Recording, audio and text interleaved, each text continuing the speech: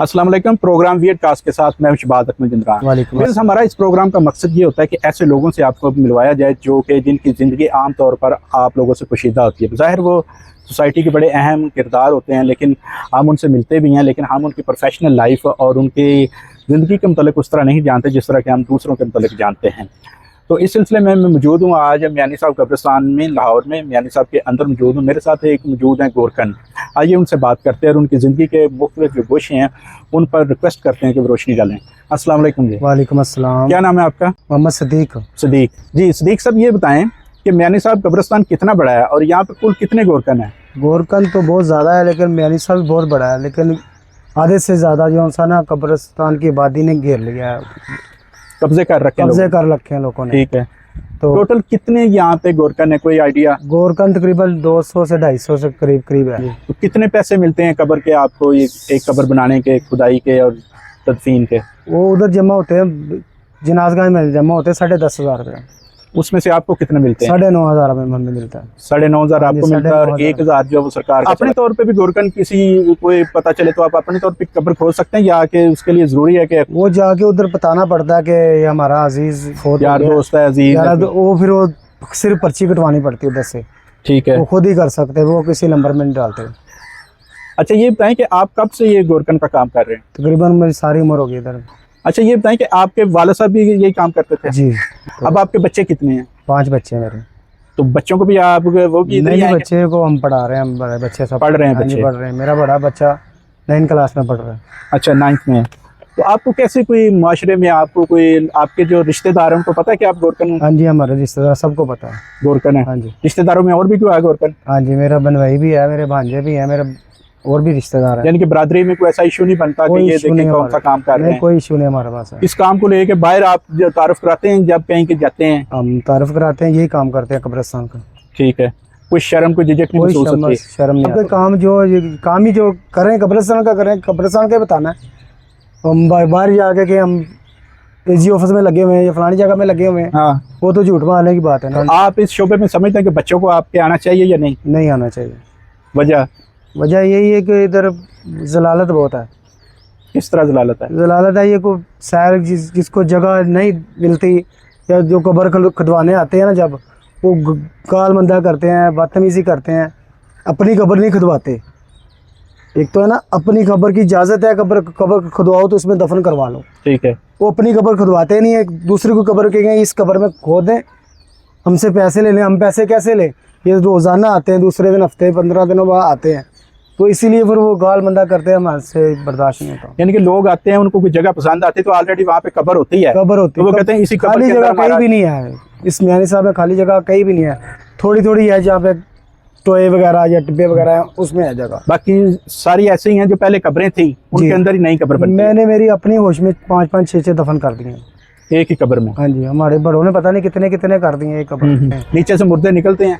वो नीचे ही रह जाते, उसमें मिट्टी डाल देते हैं, पर्दा डाल निकलते हैं पर्दा पे। हाँ जी, हड्डियां निकलती हैं। अच्छा कोई ऐसी आपने कोई कब्र खोदी जिसका आज तक आपको याद हो, तो कोई अजीबोगरीब वाकया पेश आया किसी कब्र? अजीबोगरीब वाकया यही है कि जो से अल्लाह के नेक रूह है ना, वो अभी भी जिंदा है।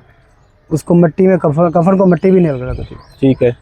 वो कैसे पता है आपको? वो कैसे पता जी, ऐसे वो मिट्टी 10 साल भी हो गए कब्र को, जब कब्र खोलते हैं उसको मिट्टी नई कब्र के लिए जब आप खोलते हैं तो अंदर से एक नया मुर्दा ऐसे होता है जैसे कल दफन किया, साफ दफन किया। ठीक है।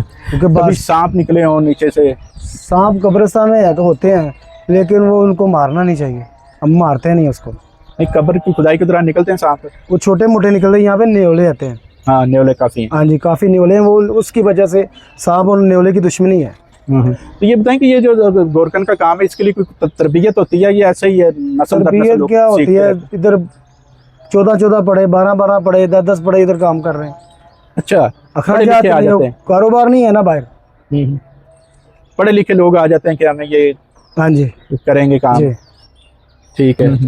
अच्छा आपके ख्याल में जो लोग अपने आते हैं प्यारों को दफन करने, वो उनको जल्दी होती है या कि बैठे रहते हैं? कोई ऐसी फीलिंग्स आपकी क्या होती है कि लोग कहा जाता है कि दफना के बस निकलन ही कर देने? कोई इतने जल्दी भी कर देने, कोई इतने बैठे रहते हैं, जिन्होंने कई ऐसे आते हैं कि इतने वड्डियां वड्डियां गल्लां करते हैं, बाहर सड़क पर निकलते हैं, सारा कुछ खत्म हो जाता है। इस पेशे में आपको रूहानी तस्कीन मिलती है, सुकून मिलता है? सुकून मिलता है जी। लोगों की कब्रें खोदते हैं, आपको सुकून मिलता है। जी। अच्छा ये बताएं कि आप लोगों को क्या पैगाम देना चाहेंगे ज़िंदगी और मौत के हवाले से? अल्लाह के नमाज पढ़े, रोज़ा रखे, ज़कात दें, यही पैगाम देना चाहते हैं। 5 वक्त नमाज पढ़ना चाहिए। अच्छा कभी किसी लाश को आपने देखा कि उसकी कोई बेरुमती की गई हो? नहीं, हमने नहीं देखा। कोई लड़ाई झगड़ा जब जनाजे पे कभी आपने उस जनाजे पे जैसे हो जाता है, एक रिश्तेदार आके कब्र खुदवा जाता है, दूसरा आके कहता है इसमें कब्र क्यों खोदी है। वो जनाजा फिर इधर आधा घंटा या घंटा वो बहस चलती रहती है फिर, लेकिन दफन तो उसी में होता है। फिर वो डिसाइड कर लेते हैं यार कोई बात नहीं, बाद में 2 निशान बना देंगे। ठीक है, यानी कि वो कहते हैं उन्हें कब्र पसंद नहीं आती। जी।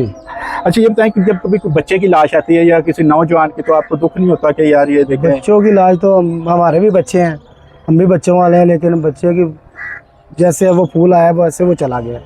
दुख होता है। दुख तो होता है ना हमें। शाम को जब रात होती है तो आप अगर आज एक मैयत दफन करते हैं तो शाम को वो आपको परेशानी नहीं होती, कुछ सताता नहीं है कि यार ये मैं क्या, कोई एक आपके अंदर वो एक गम की एक कैफियत नहीं होती? रात को जब सो रहे होते हैं ना, वो उस वक्त थोड़ा सा ख्याल आता है कि यार अभी दफन करके आए हूँ, उसकी आज पहली रात है, हम तो जाग रहे हैं, हम तो सुकून से सो रहे हैं, वो बेचारा उसका हिसाब किताब होना शुरू हो गया। हिसाब का तो थोड़ा होता है परेशानी परेशानी हो जाती है। अच्छा ये बताएं कि कोई ऐसा शख्स जिसकी कब्र आपने निकाली जिसे आप पहले जानते हैं? कई कब्रें मैंने हज़ारों कब्रें निकाली, एक कब्र तो नहीं ऐसे लोग जिनको आप जानते हो उनकी कब्रें निकाली हो कि यार मेरा दोस्त या जो फलां फौत हो गया, मैं अपने हथी दफना के आया या कब्र कटी? कई दफनाइयाँ करेंगे। हाँ जी, रिश्तेदार आते भी अपनियाँ भी। अच्छा ये बताएं कि जब आप कब्र खोदते हैं तो कोई दुआ पढ़ते हैं, कोई विरद करते हैं या कोई? कलमा पढ़ते बस, और क्या करना हमने, वो बार बार पढ़ते रहते हैं बस। ठीक है। कभी आपने कोई हवाई चीजें देखी जिन भूत हवाई चीजें कुछ भी नहीं है, ये बातें करते सब, ये कोई हवाई चीजें नहीं। मुझे कोई रात को कहे ना 12 बजे इधर आ जा, मैं उधर आ जाऊंगा, कोई हवाई चीज नहीं। इधर कब्रिस्तान के अंदर पड़ा होता है जी, यहाँ साया होगा, वो वैसे कोई बातें करते हैं, कुछ भी नहीं है इधर, कुछ भी नहीं, कुछ भी नहीं है। कभी आपको कोई शय नहीं दिखाई? नहीं, कुछ भी नहीं दिखाई। तो रात के वक्त भी आप कब्रें खोदते हैं? 24 घंटे। 24 घंटे। 12 बजे के बाद 1 बजे जब आ जाना ना काम आता है, वो उस वक्त आप उठ के चले जाते हैं। अच्छा जब ये अमूमन कोई आते हैं तो लोग दफनाने के लिए, तो उनकी अमूमन डिमांड क्या होती है? यही होती है कि कब्र के लिए खास जगह या इसके अलावा भी कोई डिमांड? खास जगह यही होती है, कहते हैं ये मेरी वालदा की है, इसके साथ मेरे वाला साहब की ख्वाहिश है, ये इधर ही होनी है, उधर जगह नहीं होती, फिर वो बहस करते हैं।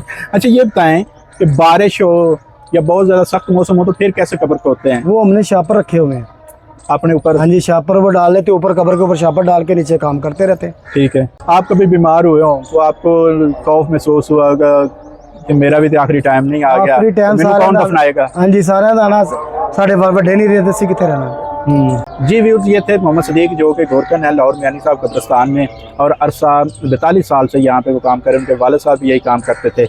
आपने सुनी उनकी बातें कि माशरा उन्हें किस तरह ट्रीट करता है, लेकिन वो कहते हैं कि उन्हें इस अपने काम पे फ़ख्र है, वो बड़े सुकून से रहते हैं और उन्हें कभी भी कोई परेशानी पशेमानी नहीं हुई। और उनके बच्चों को अगर वो चाहते हैं कि वो इस शोबे में ना आए, क्योंकि यहाँ पे वो कहते हैं कि ज़लालत भी बहुत है। बाकी हमने उनसे ढेरों बातें की जो आपने सुनी। इस तरह के मज़ीद प्रोग्राम्स के लिए आप देखते रहिए रिपोर्टिंग डिजिटल।